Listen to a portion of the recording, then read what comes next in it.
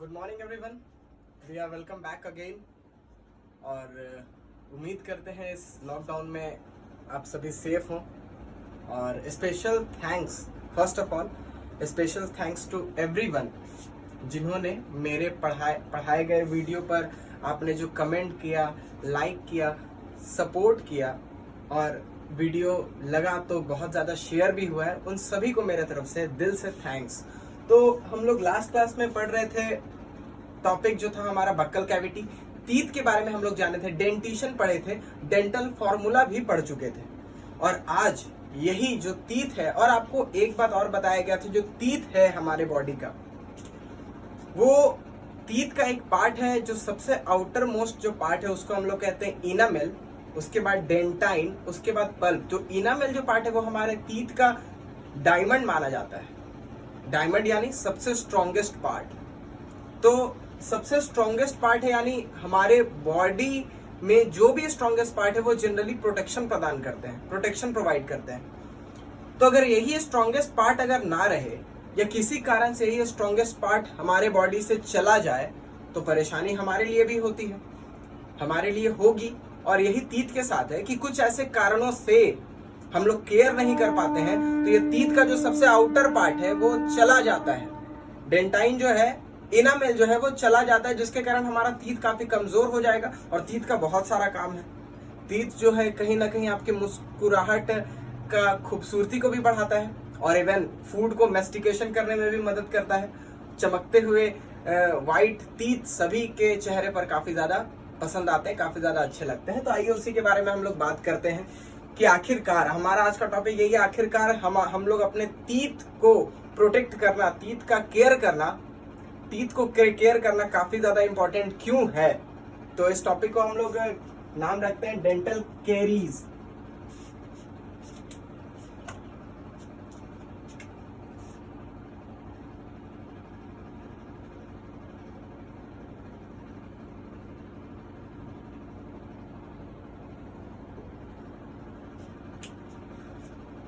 Hope so कि आप ये सीरीज ऑफ न्यूट्रिशन जो हम लोगों ने जब से पढ़ना स्टार्ट किया है, आप ये सीरीज को फॉलो कर रहे होंगे। और लगातार हर एक वीडियो को जो फॉलो करने वाले जो व्यूअर्स हैं, मेरे तरफ से उनके लिए काफी ज्यादा best of luck, all the best. आगे हम लोग चलते हैं डेंटल कैरीज। इसको 2-3 नाम से और जानते हैं हम लोग। डेंटल कैरीज भी बोल सकते हैं या फिर इसका नाम है tooth decay,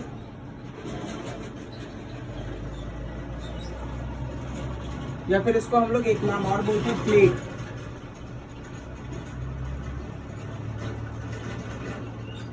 tooth decay, first dental caries भी आप बोल सकते हैं, टूथ डिके भी कह सकते हैं, फिर प्लेग कह सकते हैं। एक्चुअली में अगर देखा जाए तो तीनों में थोड़ा थोड़ा अंतर है, डिफरेंसेस, लेकिन सभी एक ही टॉपिक के अंदर ही आते हैं। तो स्टार्ट करते हैं, डेंटल कैरीज है क्या। जब भी हम लोग खाना खाते हैं तो बेसिकली हम लोग को पता है कि हमारे मोस्ट ऑफ द फूड जो है वो कार्बोहाइड्रेट ही है।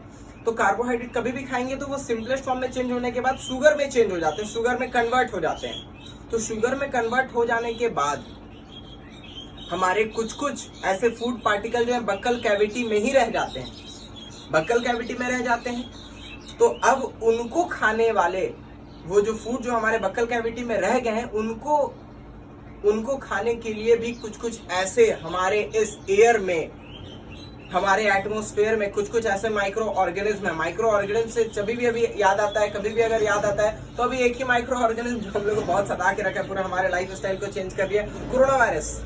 उसी प्रकार से एक और बैक्टीरिया है, जो कि कुछ ग्रुप ऑफ बैक्टीरियाज हैं जो हमारे एटमॉस्फेयर में घूमते रहते हैं और इसी फिराक में रहते हैं कि कब इनके बक्कल कैविटी में कोई ना कोई शुगर पार्टिकल्स जमा रह जाए और हम इनके ऊपर एक्ट करें, जाकर उनको हम खाएं, उनसे अपना न्यूट्रिशन प्राप्त करें। तो आइए उनके बारे में सबसे पहले हम लोग देखते हैं, बात करते हैं। तो वो जो बैक्टीरिया जो एटमॉस्फेयर पे रहते हैं और हमारे बक्कल कैविटी में जो शुगर है, जो डाइजेस्ट होने के बाद फिर भी बक्कल कैविटी में जो शुगर रह गए हैं, नहीं जा पाए हैं आगे पेट में या फिर बाहर नहीं निकल पाए हैं, दो ही रास्ते हैं आपके बक्कल कैविटी में आने के बाद। या तो आप फिर से उनको थ्रोन आउट कर दीजिए, या तो आप इंजेस्ट कर दीजिए पूरी अच्छे तरीके से, पेट में उसको ले आइए। अगर बक्कल कैविटी में रह जाता तो भैया नुकसान पहुंचेगा हमारे टीथ को ही। तो ये बात आपको याद रखना है। तो जो बैक्टीरिया है बहुत इंपॉर्टेंट है। कभी कभी ये जो बैक्टीरिया के जो नाम है जो टूथ पर एक्ट करते हैं वो पूछे जाते हैं कुछ कुछ कंपटीशन एग्जाम में भी। स्ट्रिप्टोकोकस म्यूटेंट्स, आपको नाम याद रखना है, स्ट्रिप्टोकोकस म्यूटेंट्स। देखिए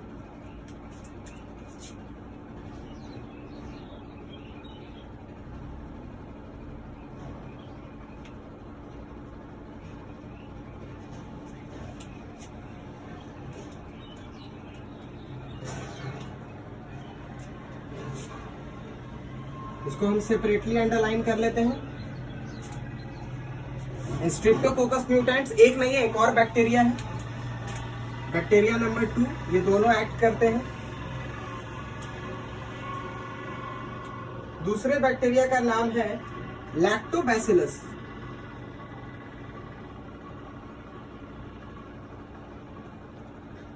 एसिडोफिलस।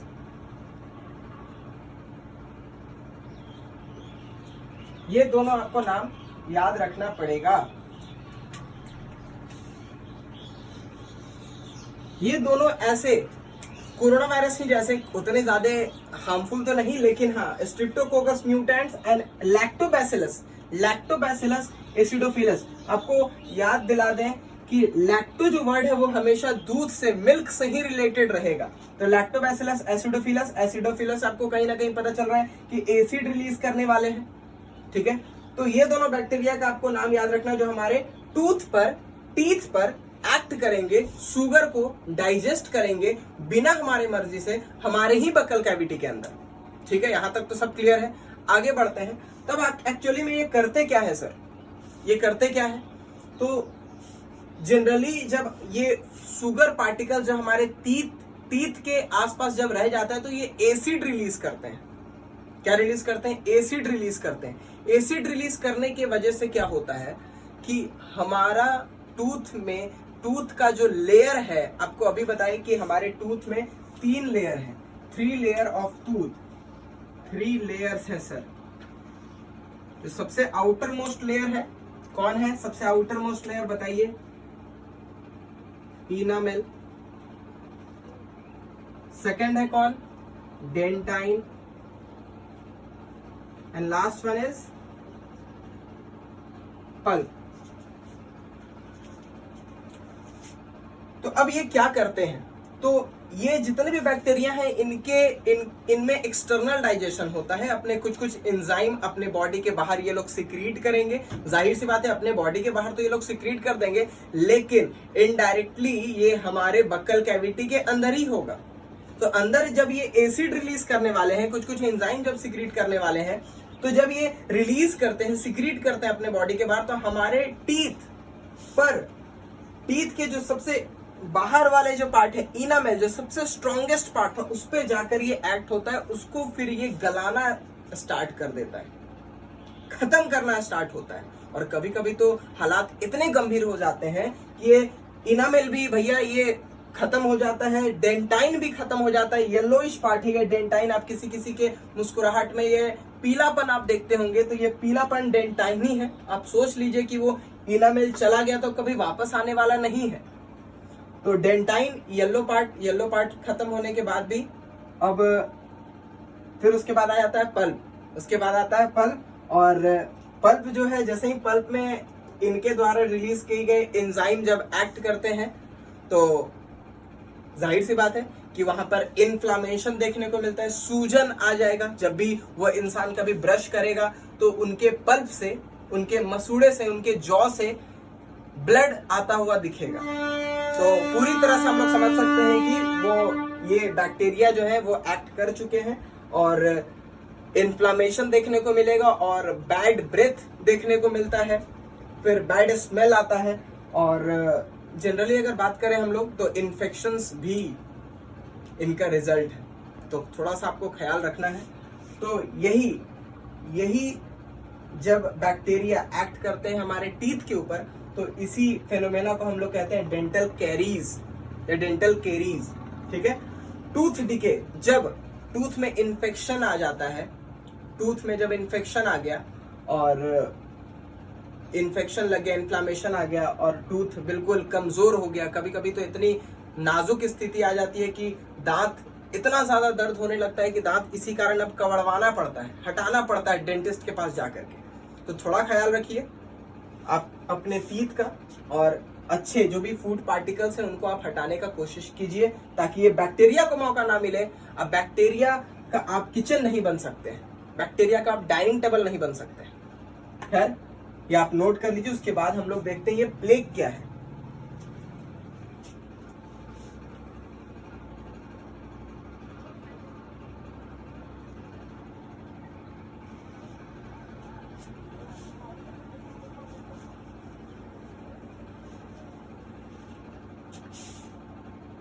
कभी कभी क्या होता है, ये जो बैक्टीरियल सेल है और जो फूड पार्टिकल है वो मिल करके एक लेयर बनाते हैं, एक ऊपर में एक लेयर बना देते हैं। टीथ के ऊपर एक लेयर बनाते हैं ग्रुप ऑफ बैक्टीरियल सेल्स। आप देख लीजिए, एक लेयर बनाते हैं ये लोग क्या करते हैं, फॉर्म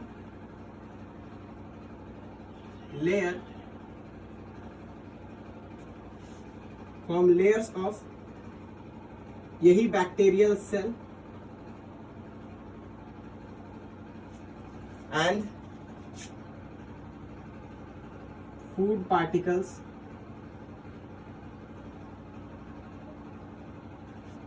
तो जिसके कारण क्या होगा, भाई, ये टीथ के ऊपर एक लेयर जम जाएगा, टीथ के ऊपर एक लेयर आ जाएगा। और लेयर आने की वजह से क्या होता है उसके बारे में हम लोग बाद में देखते हैं। लेकिन ये जब ये लेयर जम जाता है, ये बैक्टीरियल सेल और ये फूड पार्टिकल का जो लेयर जम जाता है, इसी लेयर को हम लोग कहते हैं डेंटल प्लेग।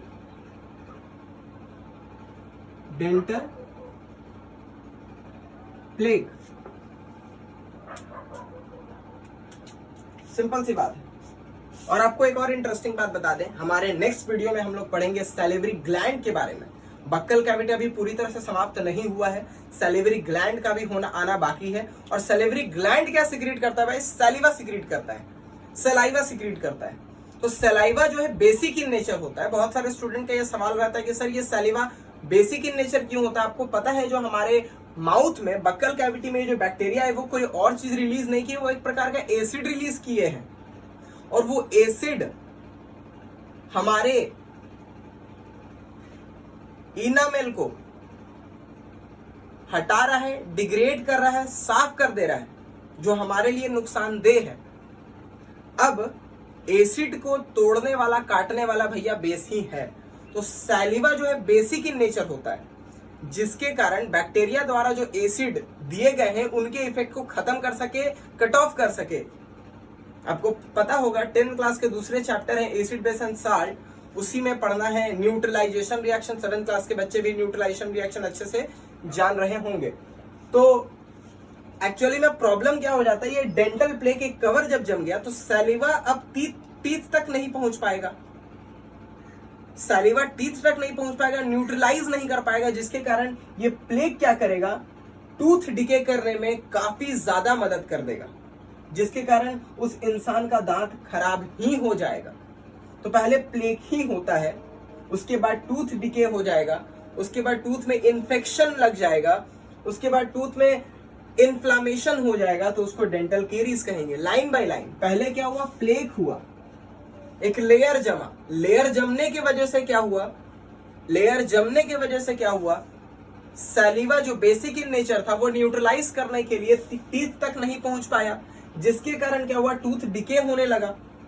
ठीक है, और जब टूथ धीरे धीरे कमजोर हो गया, डेंटाइन जो लेयर था वो सॉफ्ट हो गया, पल्प जो था पूरी तरह से खत्म होते चला गया, तो अब हम लोग उसी को कहेंगे डेंटल केरीज, इन्फ्लामेशन। और बहुत सीवियर केसेस में पूरे माउथ में ब्लीडिंग होने लगता है, वो कभी कुछ भी हार्ड फूड खा नहीं पाएंगे, उनको लिक्विड डाइट पे ही फिर रखा जाता है, काफी ज्यादा प्रॉब्लम आ जाता है। ठीक है, तो डेंटल प्लेग भी हमको लगता है कि समझ में आ गया हो। ठीक है, तो ये बेसिकली क्या कर देते हैं, टीथ को कवर कर लेते हैं, न्यूट्रलाइज नहीं होने देते, न्यूट्रलाइजेशन रिएक्शन नहीं हो पाता है। ठीक है, अब लास्ट में अगर बात करें तो इसलिए सारे डेंटिस्ट या सारे डॉक्टर सजेस्ट करते हैं कि हम लोग को ब्रश करना चाहिए, ब्रश विथ गुड। आप कोई भी टूथपेस्ट का इस्तेमाल कर सकते हैं, टूथपेस्ट भी बेसिक इन नेचर होता है, ताकि वो एसिडिक इफेक्ट काफी ज्यादा कम कर दे। हम लोग जब भी सुबह उठते हैं तो जनरली हम लोग अनईजी फील करते हैं, क्योंकि ये बैक्टीरिया, जितने भी जो बैक्टीरियल सेल जो है वो एसिड रिलीज किए होते हैं हमारे माउथ से, बकल कैविटी से। वो बैड स्मेल आता है, उसमें आपकी कोई गलती नहीं है। बस आप जो रात में जो खाना खाए हैं ना, जो शुगर पार्टिकल्स आपके माउथ में जो रह गए और आपने अच्छे तरीके से वो शुगर पार्टिकल को साफ नहीं किया, तो वही रात भर में ये बैक्टीरिया, क्योंकि रात भर में सैलिवरी सिक्रीशन नहीं होता है, कम होता है, जिसके वजह से वो हमारा न्यूट्रलाइजेशन नहीं हो पाता है। तो क्या होगा भाई, वहां पर जब रात में हम लोग जो खाना खाए तो वो रात में रह गया हमारे बकल कैविटी के अंदर, बैक्टीरियल सेल गए, अपना एसिडिक इफेक्ट तैयार किए, अपने एसिडिक इफेक्ट क्रिएट किए और हमारे मुंह को काफी ज्यादा एसिडिक बना दिए, जिसके वजह से इन द अर्ली मॉर्निंग, जब भी हम लोग उठते हैं सुबह में, गुड मॉर्निंग होता है हमारा, तो बैड स्मेल आता है। तो हम लोग को टूथ पेस्ट का इस्तेमाल करके उनको न्यूट्रलाइज करना पड़ता है, तब हम लोग जाकर के थोड़े फ्रेश फील करते हैं।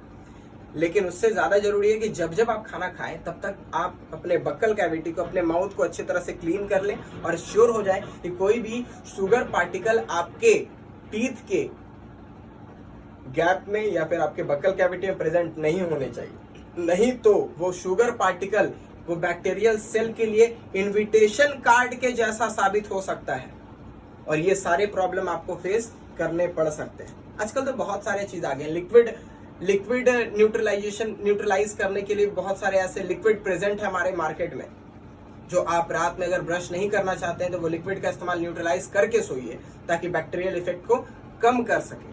अपने दांतों का ख्याल रखिए अगर आप हमेशा के लिए मुस्कुराना चाहते हैं तो। अभी एक ट्रेंडिंग है, फिर मुस्कुराएगा इंडिया, तो भैया लॉकडाउन तो खत्म हो जाएगा, लेकिन अगर आपके दांत सही नहीं रहे तो फिर आप कैसे मुस्कुरा पाइएगा। हम चाहते हैं कि सभी अच्छे तरह से मुस्कुराएं, खुल करके मुस्कुराएं, मुस्कुराने में कोई कमी ना रहे। तो इसलिए मेरे तरफ से एक प्यारा सजेशन है कि आप अपने दांत का बिल्कुल ख्याल रखें, लॉकडाउन में सेफ रहें और अपना ख्याल रखें, परिवार का ख्याल रखें और पढ़ते रहें। और सपोर्ट के लिए काफी ज्यादा मेरे तरफ से थैंक्स। तब तक के लिए फिर नेक्स्ट क्लास में मिलते हैं in my next class. Thank you.